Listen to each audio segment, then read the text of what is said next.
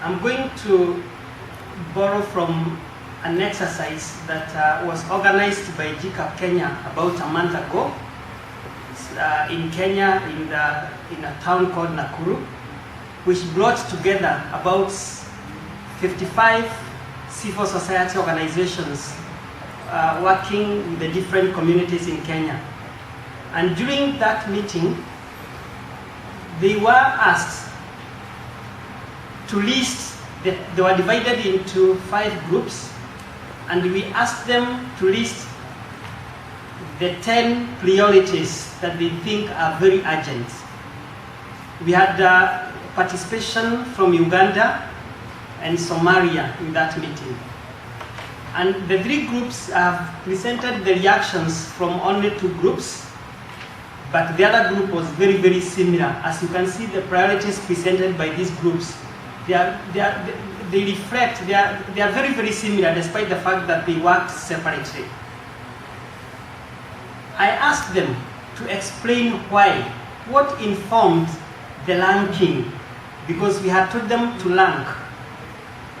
And there were 3 answers that they gave. The 3 groups gave very similar answers. And they said, first and foremost, we need to ensure that the person is alive before talking. So from that discussion, one of the issues is to ensure that the person is alive. And is to say that there are people whose rights have been denied so much that before talking, we need a certain entry point. We need a certain bare minimum that is required. The second thing that this group talked about was that even when you rescue people from poverty, you have to ensure that you don't rescue them today and tomorrow they slide back to the same poverty. So it should be sustainable in that sense that you have reinforced the efforts that you're doing, and in such a way that we don't also have, you don't lift 10 today and tomorrow another 5 from a different group also slides back. And the third thing that they talked about is in terms of sustainability, that we must do it in such a way that we do not compromise the ability of tomorrow's generation to meet or to lift people out of poverty. So those are 3 issues that came from that group. Just last week, we held another consultation, and this consultation was a national first initial consultation with the government, development partners, and the UN systems.